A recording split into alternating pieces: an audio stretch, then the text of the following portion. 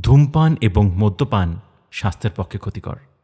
এতে ক্যান্সার হয়। Smoking and alcohol consumption is injurious to health. It causes cancer.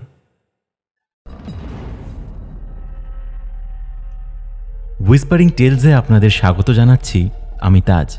আর আজ থেকে শুরু হতে চলেছে এক নতুন যাত্রা, যেখানে ভয়, রহস্য আর থ্রিল আপনাদের ধমনীতে দৌড়বে। আমাদের এই বিশ্বে অনেক লেখক নিজেদের কল্পনা শক্তি দিয়ে সৃষ্টি করেছেন অসংখ্য গল্প, যেগুলি আমাদের চিন্তাভাবনাকে এক নতুন দৃষ্টিতে দেখায়। তাদের সৃষ্ট শব্দ ও কল্পনার মধ্যে আমরা নিমেষেই হারিয়ে যেতে পারি। আজকে আমাদের হুইসপারিং টেলসের প্রথম ক্লাসিক গল্প একজন বিশিষ্ট বিখ্যাত সুলেখক হরিনারায়ণ চট্টোপাধ্যায়ের গোয়েন্দা ও প্রেতাত্মা। এই গল্পের প্রধান চরিত্রসমূহ কথক, মাঝবয়সী ভদ্রলোক ইন্সপেক্টর রায়, পারিজাত বক্সী, তুলসীচরণ, অতনুগুপ্ত, একজন লোক ছোটবাবু, পার্সি ভদ্রলোক শিপ্রা নাগ, একজন পুলিশ ভবতোষ মজুমদার, ওসি। আর দেরি না করে আমরা মূল গল্পে চলে যাচ্ছি।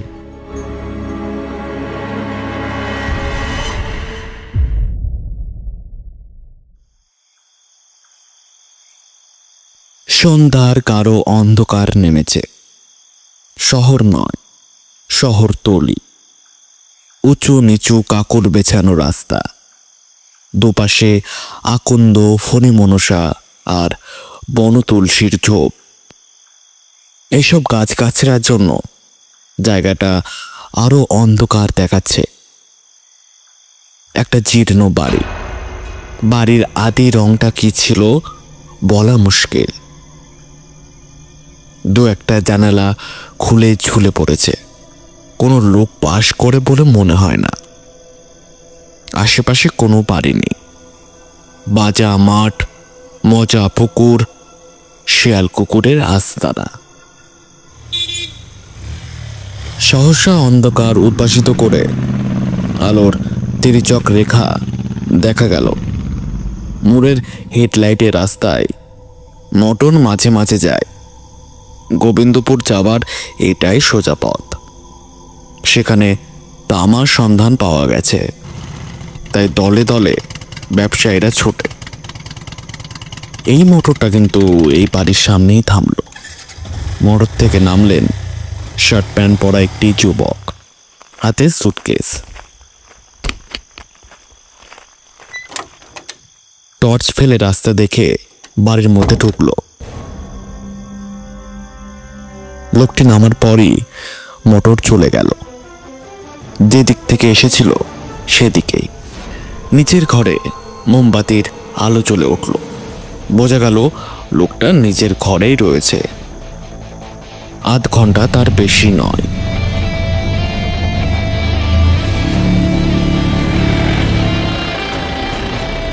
বিদ্যুৎ বেগে একটা জিপ এসে থামল।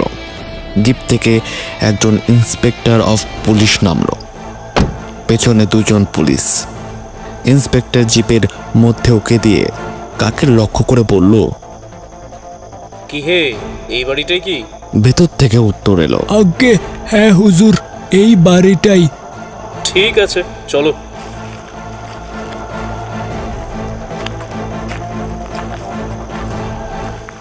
সামনে পিছনে দুই পুলিশ, মাঝখানে ইন্সপেক্টর বাড়ির দিকে এগিয়ে গেল। দরজা ঠেলবার আগে ইন্সপেক্টর কোমরের রিভলভার হাতে নিল।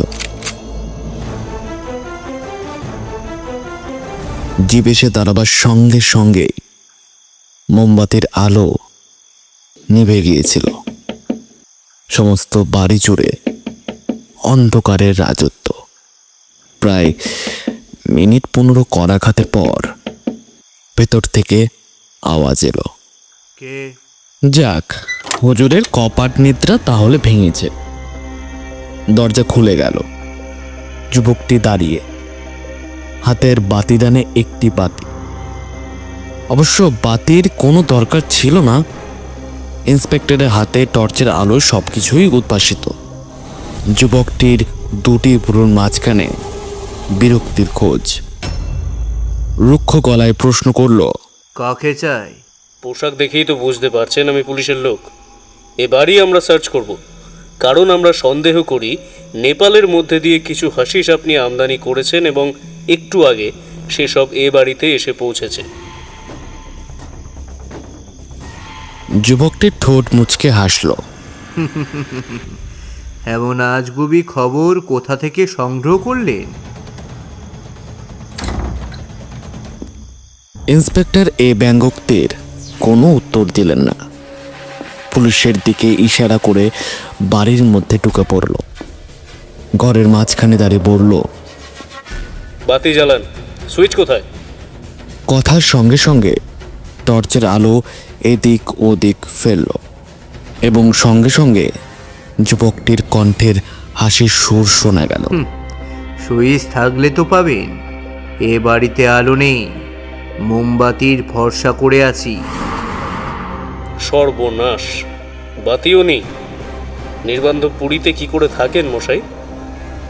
শহরের হইচই একেবারে ভালো লাগে না, তাই মাঝে মাঝে বিশ্রাম নিতে আসি। সেজন্য না চোরা কারবারের সুবিধা বলে? আপনাদের সঙ্গে তর্ক করে তো আর লাভ নেই। নিন, কি সার্চ করবার করুন। তা বাড়ি সার্চ করবার আগে আমাকে সার্চ করবেন না? ইন্সপেক্টর আর চোখে যুবকটির দিকে দেখল। ওর পরনে গেঞ্জি আর লুঙ্গি। এ পোশাকে কিছু লুকিয়ে রাখবে এ সম্ভাবনা খুবই কম। তবু ইন্সপেক্টর একজন পুলিশকে বলল, রামবিলাস, তুমি এই বাবুকে পাহারা দাও, আমি ঘরগুলো খুঁজে দেখি। দুটি মাত্র ঘর। পেছনের বারান্দায় খাবার ব্যবস্থা। একটা ঘর একেবারে খালি। দু একটা ভাঙা কাগজের বাক্স রয়েছে। এদিকের ঘরে তক্তপোষের উপর বিছানা, একটা আলনা। ইন্সপেক্টর সব উল্টে পাল্টে দেখল, এমনকি দেওয়ালের গায়ে লাঠের ঠক্কর দিয়ে দেখল কোথাও ফাঁপা কিনা। বিছানাপত্র তছনছ করল। পেছনের বারান্দায় টেবিলের উপর কয়েকটা পাউরুটি আর মাংস বাটি চাপা দেওয়া। যুবকটি বোধহয় খাবার আয়োজন করছিল। পুলিশ আসতেই বাধা পড়েছে। ইন্সপেক্টর যুবকটির সামনে দাঁড়ালো, বলল, কি করা হয়? চাকরি করি। চাকরি তো বুঝেছি, কিসের? কিউরিও বোঝেন? আমি ইন্ডিয়ান কিউরিওর হাউসের প্রতিনিধি। অফিসটা কোথায়? 7 নম্বর ওয়েলফেয়ার স্ট্রিট। ইন্সপেক্টর পকেট থেকে ছোট ডায়েরি বের করে ঠিকানা লিখে নিয়ে বলল, ওখানে আপনাকে খোঁজ করলে পাত্তা পাওয়া যাবে? পাওয়া তো উচিত। আপনার নাম? অতনু গুপ্ত। নাম কি একটাই? মানে? মানে মহাপুরুষদের অনেক নাম থাকে কি না? মাফ করবে, এখন আমি খুব ক্ষুধার্ত। আপনার রসিকতা তারিফ করতে পারছি না। আপনার কাজ হয়ে থাকলে যেতে পারেন। যাবার আগে ইন্সপেক্টর শেষবারের মতন টর্চের আলো এদিক সেদিক ফেলল। না, সন্দেহজনক কোথাও কিছু দেখা যাচ্ছে না। রাস্তায় এসে ইন্সপেক্টর একজন পুলিশকে বলল, তুলসীচরণ, তোমাকে সারা রাত এখানে পাহারা দিতে হবে। সারা রাত? হ্যাঁ, আমার মনে হচ্ছে এ বাড়িতে রাত্রে কেউ আসবে, মালপত্তর হাত বদল করবে। কেউ যদি মোটরে আসে, আমি একলা কি করতে পারি? ইন্সপেক্টর অভয় দিল। তুমি একলা নও, রাত 12টা নাগাদ জিপে করে থানার ছোটবাবু আসবে, তার সঙ্গে পুলিশও থাকবে। তুলসীচরণ ঝোপের আড়ালে আত্মগোপন করল। জিপ বেরিয়ে গেল।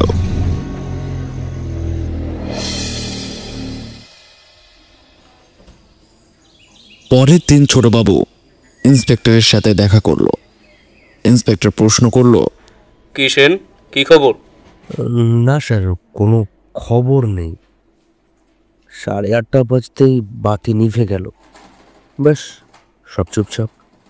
মশার কামড়ে আমাদের প্রাণ যায়।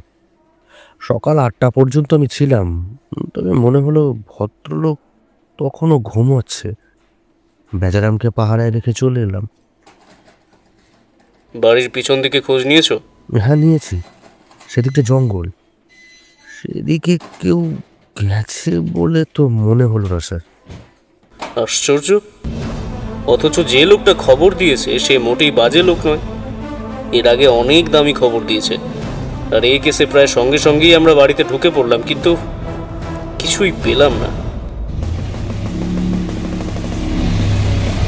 বেলা বাড়তেই ইন্সপেক্টর বেরিয়ে পড়ল। ইন্ডিয়ান কিউরিও হাউস। ইন্সপেক্টর দরজা ঠেলে ম্যানেজারের ঘরে ঢুকে গেল। পৌর পার্শ্বে ভদ্রলোক পুলিশের লোক দেখে একটু শঙ্কিত হয়ে পড়ল। কি ব্যাপার স্যার? আপনাদের এখানে অতনুগুপ্ত কাজ করেন? হ্যাঁ, গুপ্ত আমাদের সেলস রিপ্রেজেন্টেটিভ। খুব কাজের ছেলে স্যার। গুপ্ত থাকেন কোথায়? শহরের বাইরে মামুদপুরে। তবে গুপ্ত মাসের বেশিরভাগ দিনই বাইরে কাটায়, বিহার, ইউপি, রাজস্থান। আচ্ছা, তা গুপ্ত আপনাদের এখানে কতদিন ধরে কাজ করছে? তা প্রায় বছর 4। তার আগে কোথায় ছিলেন? তা জানি না। তা স্যার, এত খোঁজ করছেন কেন বলুন তো? ইন্সপেক্টর কোনো উত্তর না দিয়ে বেরিয়ে এলো। সব গোলমাল হয়ে যাচ্ছে, হিসাব একেবারে মিলছে না।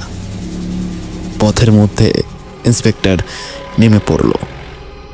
বরাত ভালো, বাইরের ঘরেই পারিজাত বক্সী বসেছিলেন, বিখ্যাত সত্যান্বেষী ব্যোমকেশ বক্সীর ভাইপো। ইন্সপেক্টরকে দেখে উচ্ছ্বসিত হয়ে বললেন, স্বাগতম। কি ব্যাপার, আজ গরিবের কুটিরে? বড় বিপদে পড়ে এসেছি। তা জানি, সুসময় কে আর আমার খোঁজ নেয়। তা বলো, কি করতে পারি? ইন্সপেক্টর চেয়ার টেনে বসলো, বলল, ব্যাপারটা তেমন কিছু জটিল নয়, খুব সোজা কেস, কিন্তু তদন্ত করতে গিয়ে কোনো কিনারা পাচ্ছি না। ইন্সপেক্টরের কাছ থেকে পারিজাত বক্সী মনোযোগ দিয়ে সব কিছু শুনলেন। শেষে বললেন, তা যে খবর এনেছে সে খুব বিশ্বাসী? আব্দুল খবর এনেছে, তার খবর এই পর্যন্ত ভুল হয়নি। সে বলেছে মারিজুয়ানা আর হাসিস আমদানি করে যে দল, সে দলে অতনুগুপ্ত আছে, এবং সেদিন যে সুটকেসে ভরে মাল নিয়ে ওই পোড়ো বাড়িতে উঠেছে এ একেবারে ধ্রুব সত্য। অথচ সার্চ করে আমরা কিছুই পাইনি। পারিজাত বক্সী প্রশ্ন করলেন, আচ্ছা, অতনুবাবুর বাড়ির সামনে কি কোনো পাহারা আছে? হ্যাঁ আছে, একজন কনস্টেবল মোতায়েন করেছি। বাড়িটা ঠিক কোন জায়গায় আমাকে একটু বুঝিয়ে দাও তো। ইন্সপেক্টর নকশা এঁকে বাড়ির অবস্থান বুঝিয়ে দিল। পারিজাত বক্সী বললেন, ঠিক আছে, আমি একবার সরজমিনে দেখতে যাব। আমার থাকার দরকার আছে? না না, তোমার কনস্টেবল আমাকে ঠিক চিনবে, আমি ছদ্মবেশে যাব না। ইন্সপেক্টর নমস্কার করে বেরিয়ে গেলেন। পারিজাত বক্সী কাজের ভার নিলে একেবারে নিশ্চিন্ত হওয়া যায়। অদ্ভুত বিচক্ষণ শক্তি, অদ্ভুত অনুধাবন ক্ষমতা, অপরাধ তত্ত্বের সবকিছু একেবারে নখদর্পণে। খোদ বড় কর্তা থেকে সাব ইন্সপেক্টর পর্যন্ত কৃতজ্ঞ। মনে হয় কালে ব্যোমকেশ বক্সীর সমকক্ষ হওয়া বিচিত্র নয়।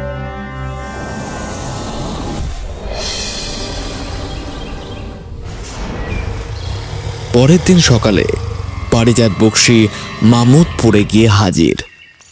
মোটর একটু দূরে রেখে হাঁটতে হাঁটতে পোড়ো বাড়ির সামনে এসে দাঁড়ালেন। যে কনস্টেবল ডিউটিতে ছিল সে এসে সালাম করল। কি খবর, বাড়ির বাবু বের হন না? হ্যাঁ সাহেব, বেলা 9:30 নাগাদ বেরিয়ে পড়েন। ফেরেন কখন? অনেক রাতে? ছোট দারোগা বাবু চৌরাস্তার পেট্রোল পাম্পে বসে থাকেন, বাবু ওখান থেকেই ট্যাক্সিতে ওঠেন। ছোট দারোগাবাবু জিপে করে তাকে অনুসরণ করেন, পার্ক স্ট্রিটের মনোলিনা হোটেলে যান। আর সেখানে 7 নম্বর ঘর ওর নামে নেওয়া আছে। সারাদিন হোটেলে নিজের রুমে চুপচাপ বসে থাকেন। হোটেলেও আমাদের লোক পোস্টেড আছে। পারিজাত বক্সী কিছুই বললেন না, চিন্তা করতে লাগলেন তাহলে লোকটা কিভাবে মাল পাচার করে। হোটেলের রুমটাও নিশ্চয়ই সার্চ করা হয়েছে। কথাবার্তার মধ্যেই অতনু বের হয়ে এলো। পরনের শার্ট আর ফুল প্যান্ট, নিতান্ত সাধারণ চেহারা। কোনো দিকে না চেয়ে হন হন করে রাস্তা ধরে চলতে আরম্ভ করলো। তার আগেই পারিজাত বক্সী আর কনস্টেবল ঝোপের আড়ালে আত্মগোপন করল।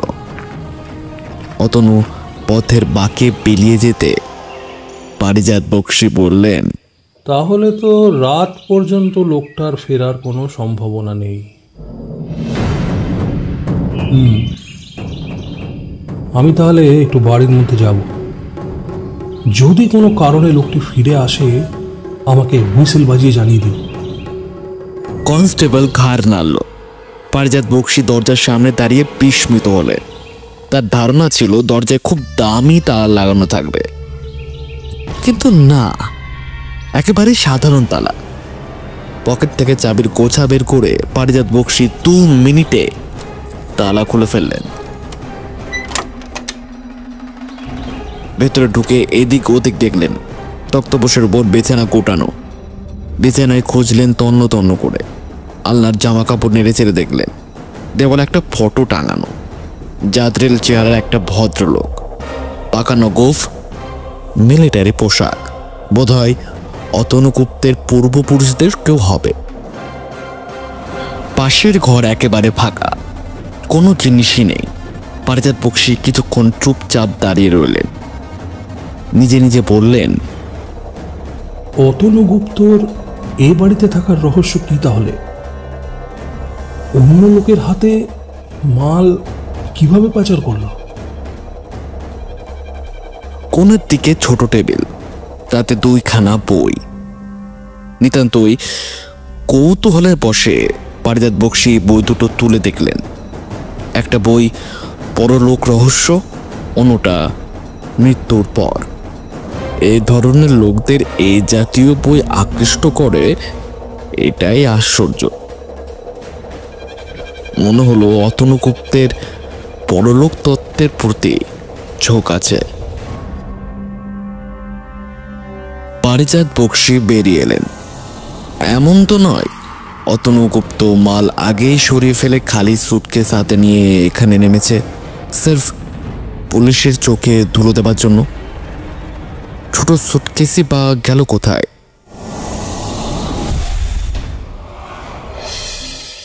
মনোলিনা হোটেল। অতনু গুপ্ত বারান্দায় দাঁড়িয়েছিলেন নিজের রুমের সামনে। শুনছেন? নারী কণ্ঠ শুনে ফিরে দেখল অপরূপ সুন্দরী এক তরুণী। পরনে হালকা নীল শাড়ি,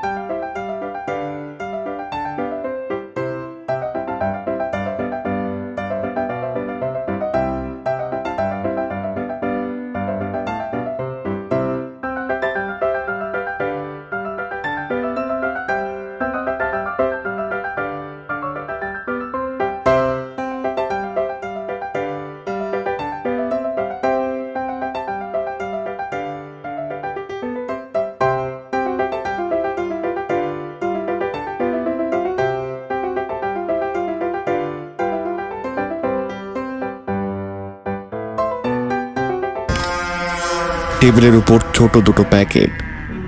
চেয়ারের উপর বসলো তরুণী। একটা প্যাকেট খুলে অতনু দেখালো টেরাকোটার 7টা ঘোড়া। একটি লোক লাগাম ধরে আছে। অতনু বলল, উড়িষ্যার এক শিল্পীর তৈরি, কোণারকের অনুকরণে। 7টি ঘোড়া, 7টি রশ্মির প্রতীক। চালক অরুণ দেব। খুব পুরনো জিনিস, মাটির তলা থেকে পাওয়া। তরুণী মূর্তি নিয়ে নিবিষ্ট চিত্তে পর্যবেক্ষণ করল। অনেকক্ষণ ধরে ঘুরিয়ে ফিরিয়ে দেখল। তারপর অতনুর হাতে ফেরত দিয়ে বলল, চমৎকার জিনিস, এটার দাম কত? অতনু হাসল। কিউরিওর কোনো নির্দিষ্ট দাম থাকে না, ক্রেতা হিসেবে এর দাম। আমেরিকান মহিলা পাকড়াতে পারলে 1000 টাকা দাম হতে পারে। 1000 টাকা একটা মূর্তিতে? তাহলে তো আপনি বড়লোক। 1000 টাকা তো আর আমি পাই না, আমার কমিশন 10%। দ্বিতীয় প্যাকেট খোলা হলো। নটরাজ মূর্তি। তরুণী বলল, এই মূর্তি কিন্তু সাধারণ, খুব দেখা যায়। প্রথম দৃষ্টিতে মূর্তি সাধারণ বলে মনে হলেও পায়ের ভঙ্গিটা দেখলে বুঝতে পারবেন। সচরাচর যে নটরাজ মূর্তি আমরা দেখতে পাই তাতে পায়ের ভঙ্গি এরকম নয়। সেজন্য এই মূর্তির আলাদা একটা কদর আছে। এটি পাওয়া গেছে ম্যাঙ্গালোরের কাছে এক চাষার লাঙলের মুখে। অনেকক্ষণ ধরে বিভিন্ন ধরনের মূর্তি নিয়ে দুজনে আলোচনা হলো। তরুণী হাসল। মাঝে মাঝে এসে কিন্তু আপনাকে বিরক্ত করব। আরে বিরক্তির কি আছে, দুপুরবেলা তো আমি থাকি, যখন খুশি চলে আসবেন। আপনার রুমটা বেশ ঠান্ডা। আমার রুমটার জানালা পশ্চিম দিকে বলে দুপুরের পর থেকেই গরম হয়ে ওঠে।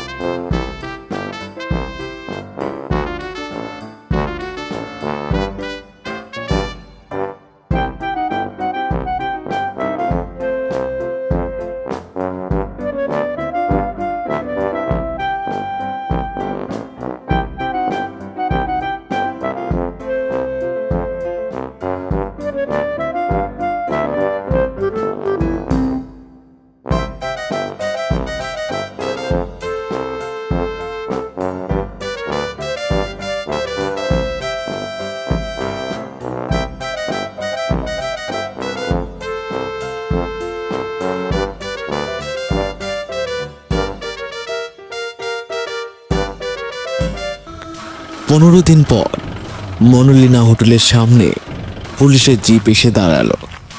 জিপ থেকে একজন পুলিশ ইন্সপেক্টরের সঙ্গে এক মাঝবয়সী লোক, পিছনে 3 জন পুলিশ। 2 জন পুলিশ অতনুর রুমের সামনে দাঁড়ালো।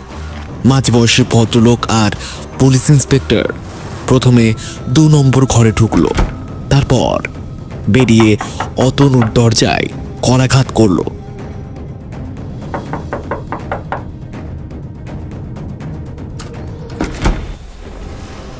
অতনু দরজা খুলেই পিছিয়ে গেল, বলল, কি ব্যাপার? পুলিশ ইন্সপেক্টর রুক্ষ কণ্ঠে বলল, কি ব্যাপার তাই জানতেই তো আপনার কাছে আসা। তার মানে?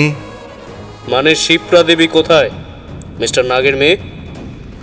এবার মাঝ বয়সী ভদ্রলোক বলল, শুনলাম আমার মেয়ের সঙ্গে আপনার খুব হৃদ্যতা ছিল। এখানকার বন্ধুরা দিল্লিতে আমাকে লিখেছিল এখানে ওখানে দুজনকে একসাথে দেখা যেত। অতনু নিজেকে সামনে নিয়ে বলল, হ্যাঁ, আমার সঙ্গে আলাপ ছিল। শিবরা বলেছিল আপনি এলে আপনার সঙ্গে আলাপ করিয়ে দেব। কিন্তু আমার মেয়ে কোথায়? কাল দুপুরে আমার সঙ্গে দেখা হয়েছিল। বলেছিল সন্ধ্যাবেলা এক প্রফেসরের কাছে যাব, আমার সঙ্গে দেখা হবে না। আজ সকালে অনেকক্ষণ বারান্দায় অপেক্ষা করেছিলাম, শিবরা আসেনি। 2 নম্বর রুমও দেখলাম তালা বন্ধ। Sub telephone. পুলিশ ইন্সপেক্টর দ্রুত পায়ে বেরিয়ে এলো। মিনিট 10 পরে ইন্সপেক্টর যখন আবার অতনুর রুমে ঢুকলো, তখন সে রীতিমতো উত্তেজিত। মিস্টার নাগের দিকে ফিরে বলল, মিস্টার নাগ, বড় দুঃসংবাদ আছে। দুঃসংবাদ? হ্যাঁ, এইমাত্র লালপুর থানা থেকে খবর এলো শিবরা নাগের মৃতদেহ পাওয়া গেছে। সে কি? মিস্টার নাগ চেয়ারের উপর বসে পড়ল। সারা মুখে রক্ত নেই, 2টি চোখ জলে ভেজা। চলুন আমরা এখনই বেরিয়ে পড়ি। তারপর ইন্সপেক্টর অতনুর দিকে রোষ কষায়িত দৃষ্টিতে তাকিয়ে বলল, মিস্টার গুপ্ত, আপনাকে গ্রেপ্তার করতে বাধ্য হলাম। যতক্ষণ না নিজের গতিবিধি সম্বন্ধে সন্তোষজনক উত্তর দিতে পারবেন, ততক্ষণ আপনার মুক্তি নেই। 2 জন পুলিশ অতনুর পাশে গিয়ে দাঁড়ালো। সবাই জিপে উঠল। শহরের বাইরে লালপুর থানা। সেখানে ইন্সপেক্টর কিছুক্ষণের জন্য নেমে গেল। তারপর এক পুলিশ সঙ্গে করে আবার উঠে গেল। পচা ডোবার পাশে জরাজীর্ণ একতলা বাড়ি। সকলে নেমে গেল। ইন্সপেক্টর জানালার ভাঙা খড়খড়ি দিয়ে দেখে নিয়ে বলল, আমাদের ভেতরে যাওয়া উচিত হবে না, ফরেন্সিক ডিপার্টমেন্টের লোক আসবে। তাছাড়া ধুলোতে পায়ের দাগ থাকাও বিচিত্র নয়, সেগুলো মুছে যেতে পারে। সবাই খড়খড়ি দিয়ে দেখল অতনুও। একটা কড়ি কাঠে দড়ি বাঁধা শিবরা ঝুলছে। জিপ একটা বাইরে বেরিয়ে পড়েছে, 2টি চোখ বিস্ফারিত, ঠোঁটের দুপাশে রক্তের দাগ। অতনু চিৎকার করে উঠল, শিবরা! ইন্সপেক্টর তীব্র কণ্ঠে বলল, বাবা, খুব চমৎকার অভিনয় করতে পারেন তো। কিন্তু ওসব অভিনয় পুলিশের লোক ভোলে না। কাল হোটেল থেকে আপনারা 2 জন বেরিয়েছেন, সে প্রমাণ আমাদের কাছে আছে। সন্ধান করে ট্যাক্সিওয়ালাকেও ধরেছি, সে স্বীকার করেছে আপনাদের লালপুর নিয়ে এসেছিল। মিস্টার নাগ, আপনার মেয়ের গায়ে গয়না ছিল না? হ্যাঁ, জড়োয়ার হার চুরি ছিল। এটা আত্মহত্যা নয়, হত্যা। পোস্টমর্টম রিপোর্টে সঠিক খবরই পাওয়া যাবে। নিশ্চয় লক্ষ্য করেছেন আপনার মেয়ের গায়ে কোনো গয়না নেই। খুনের মোটিভ এখান থেকে পরিষ্কার। আপনারা মগের মুলুক পেয়েছেন নাকি? যা খুশি তাই করবেন? ইন্সপেক্টরও গলার স্বর গম্ভীর করল। আপনার যা বক্তব্য কোর্টে বলবেন। আমার উকিলের সঙ্গে আমি কথা বলতে চাই। বেশ, থানায় গিয়ে উকিলকে ফোন করবেন। অতনুকে থানায় নিয়ে আসা হলো। সেখান থেকে অতনু উকিল ভবতোষ মজুমদারকে ফোন করল। উকিল নেই। খবর দেয়া হলো এলেই যেন থানায় অতনুর সঙ্গে যোগাযোগ করে। বিকেলে পোস্টমর্টম রিপোর্ট এলো। আত্মহত্যা নয়, হত্যা, খুন। কেউ গলা টিপে শিবরাকে মেরে ফেলেছে, তারপর তার গলায় মোম মাখানো দড়ি বেঁধে ঝুলিয়ে দিয়েছে। ফরেন্সিক ডিপার্টমেন্ট হাতের ছাপ তুলে নিয়েছে। পরের দিন সকালে তারা অতনুর হাতের ছাপ নিয়ে মেলাবে। সে সময় অতনুর জুতোর ছাপও নেবে। ইতিমধ্যে ভবতোষ মজুমদার এসে দেখা করলো। অনেকক্ষণ অতনুর সঙ্গে কথা হলো সংগোপনে। তারপর উকিল বলল, তা কত টাকার জামিন হলে ছাড়তে পারেন? ভবতোষ বাবু, 302 ধারার কেস, নন বেলেবল, জামিন চলে না। কিন্তু আপনারা তো শুধু সন্দেহ করছেন। দেখুন, একটা কথা জেনে রাখবেন, খুনের কেসে প্রত্যক্ষ সাক্ষী খুব কম থাকে, পরোক্ষ সাক্ষী কিন্তু অনেক আছে। আর তাছাড়া ফরেন্সিক ডিপার্টমেন্টের রিপোর্ট না পাওয়া পর্যন্ত ছাড়বার কোনো প্রশ্নই ওঠে না। আমি তাহলে কোর্টে দরখাস্ত করব। হ্যাঁ, নিশ্চয়ই, স্বচ্ছন্দে। আপনি যা চান তাই করতে পারেন, কোনো অসুবিধা নেই। ভবতোষ মজুমদার বেরিয়ে গেল। থানার পেছনে অন্ধকার এক ঘরে অতনুকে রাখা হলো। খড়ের বিছানা, এক কোণে জলের কুজো। অতনু দেওয়ালে ঠেস দিয়ে বসল। দূরে পেটানো ঘড়িতে 12টা বাজার শব্দ। অতনুর চোখে ঘুম নেই। একই বিপদে পড়ল সে। মনে হচ্ছে তাকে ঘিরে বিরাট একটা ষড়যন্ত্রের জাল বিস্তারিত করা হয়েছে। এর থেকে উদ্ধার পাওয়া মুশকিল। হঠাৎ খুট করে একটা শব্দ।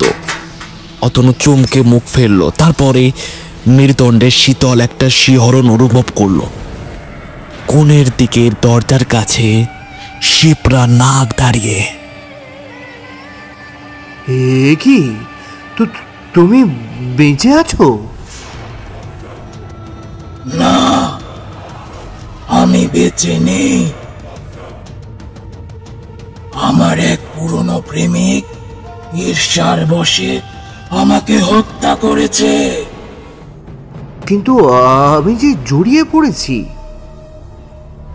জড়িয়ে পড়েছ কারণ তুমি মিথ্যেবাদী। তুমি নেশার জিনিসের চোরা কারবারি, সে কথা আমার কাছে লুকিয়েছ। বাজে কথা। বাজে কথা? আমি এখন যে লোকে রয়েছি সেখানে আমাদের অগোচর কিছু নেই, থাকতে পারে না। আমি জানি তুমি মারিজুয়ানা, হাশিশ আর কোকেনের এক বিরাট আন্তর্জাতিক চোরা কারবারি দলে জড়িত, ঠিক কিনা বলো?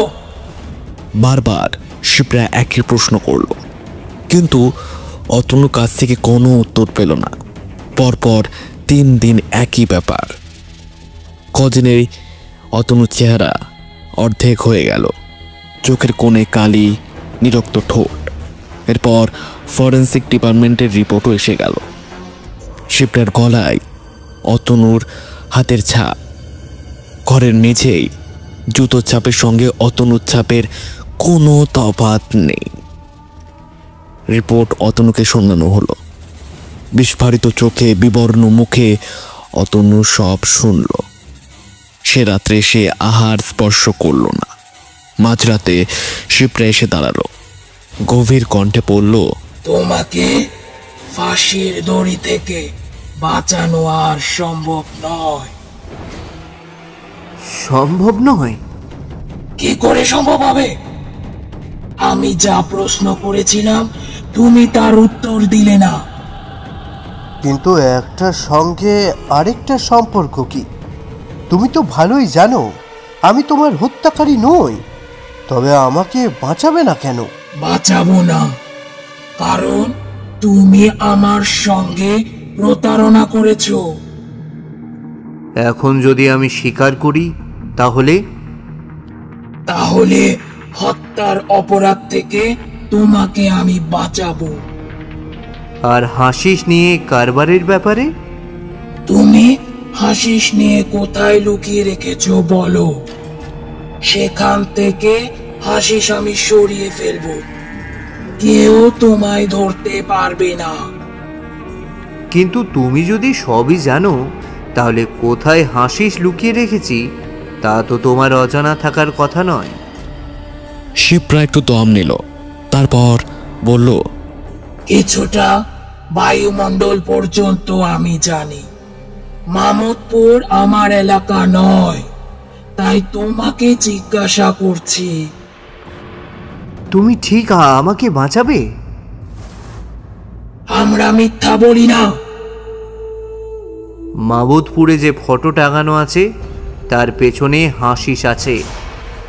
সুটকেস? সুটকেস কোথায়? ও সুটকেস খোলা যায়, খুললে চাদরের মতন হয়ে যায়। প্রথম দিন আমি লুঙ্গির মধ্যে পড়েছিলাম, ইন্সপেক্টর টের পায়নি, কারণ আমার বডি সার্চ করেনি। তারপর এক সময় কোটের মধ্যে করে মনোলিনা হোটেলে এনে রেখেছিলাম। পুলিশ আমার পেছনে লেগেছে বলে এতদিন হাসিস আমি পাচার করতে পারিনি, না হলে মূর্তির মধ্যে করে খদ্দেরের হাতে চলে যেত। শিপ্রা হাসলো, বলল, অশেষ ধন্যবাদ। পারিজাত বক্সি বাইরের ঘরে ইন্সপেক্টর রায়ের সঙ্গে বসেছিলেন। এদিকে সোফায় শিপ্রা নাগ। পারিজাত বক্সি হাসলেন, বললেন, স্বীকার করি পদ্ধতিটা কিঞ্চিত গ্রাম্য হয়ে গেল, বিশেষ করে এই ফোরেন্সিক যুগে। অতনুর ঘরে পরলোক তত্ত্ব সম্বন্ধে দুখানা বই দেখে মতলবটা আমার মাথায় এসেছিল। শিপ্রা আমার শালী, ওর আসল নাম বিজয়া। শখের অভিনয়ে খুব নাম করেছে, তাই ওকে কাজে লাগালাম। অতনুকে কাবু করতে ওর বিশেষ দেরি হলো না। চোরা কারবারই হোক আর খুনিই হোক, এক জায়গায় সবাই দুর্বল। তারপর শিপ্রা ওকে প্রায় বলতো যে আমাদের মধ্যে যে আগে মারা যাবে সে আরেকজনকে দেখা দেবে। পরের ব্যাপারটা খুব একটা শক্ত নয়। কৃষ্ণনগরের হেমন্ত পালকে দিয়ে শিপ্রার মূর্তি তৈরি হলো। দেখেছ তো কি অদ্ভুত জীবন্ত মূর্তি, রক্তের দাগ, মুখের চেহারা, সব কি অস্বাভাবিক। আলো ছায়ার রহস্যের মধ্যে সেই মূর্তি দেখে আমারই ভ্রম হচ্ছিল। তাছাড়া পোস্টমর্টেম আর ফোরেন্সিক রিপোর্ট সব জাল, কিন্তু তাতে খুব কাজ হলো। অতনুগুপ্ত একেবারে ভেঙে পড়ল। আমার নিজেরও ধারণা হয়েছিল যে কিউরিও মারফত চোরাই জিনিস এদিক ওদিক চালান দেওয়া হয়। তাই শিপ্রা ভাব করে অতনুর কাছ থেকে রুমের চাবি জোগাড় করেছিল। অতনুর অনুপস্থিতির সুযোগ নিয়ে সব কিছুতে তল্লাশি করেছে মূর্তিগুলো, কিন্তু কিছু পাইনি।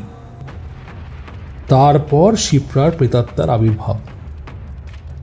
কয়েকদিন সুবিধা হলো না, কিন্তু তারপর অতনু ভেঙে পড়ল। তার স্বীকারোক্তি সবই এই টেপ রেকর্ডারে ধরা হয়েছে, কাজেই সেদিক দিয়ে কোনো অসুবিধা হবে না। ইন্সপেক্টর রায় জিজ্ঞাসা করল, হাসিস?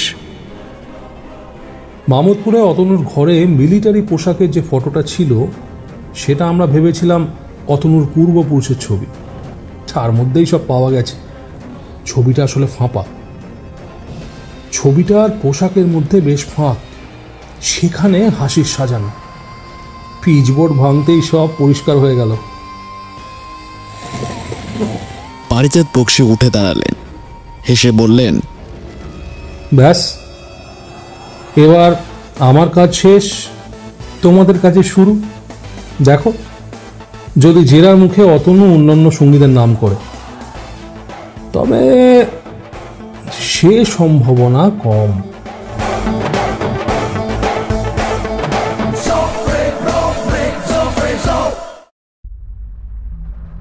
শেষ হলো আজকের এই বিশেষ গল্প, হরিনারায়ণ চট্টোপাধ্যায় রচিত গোয়েন্দা ও প্রেতাত্মা। আজকের গল্পের বিভিন্ন চরিত্রে যারা ছিলেন, কথক ও মাঝবয়সী ভদ্রলোকের ভূমিকায় সাম্য, ইন্সপেক্টর রায়ের ভূমিকায় রুদ্রনীল, পারিজাত বক্সির ভূমিকায় সুদীপ, অতনুগুপ্তের ভূমিকায় তমাল, শিপ্রার ভূমিকায় রঞ্জিতা, পার্সি ভদ্রলোক ও ছোট তারকবাবুর ভূমিকায় অভিজিৎ, ভবতোষ মজুমদারের ভূমিকায় হৃতিক, ওসি এবং একজন পুলিশের ভূমিকায় প্রিয়াংশু, তুলসীচরণ ও একজন লোকের ভূমিকায় অভিষেক, সাউন্ড ডিজাইনে ওয়েভক্রাফট স্টুডিওজ এবং পর্ব পরিচালনায় আমি তাজ। শেষ হলো আমাদের চ্যানেলের প্রথম গল্প, হরিনারায়ণ চট্টোপাধ্যায়ের গোয়েন্দা ও প্রেতাত্মা। পরবর্তী গল্প নিয়ে আমরা আবারও হাজির হব হুইসপারিং টেলসে। আর হ্যাঁ, গল্প কেমন লাগলো সেটা কমেন্ট বক্সে জানাতে ভুলবেন না। ফিরে আসবো আবারও একটি রোমাঞ্চকর গল্প নিয়ে। আজকের মতো শুভরাত্রি।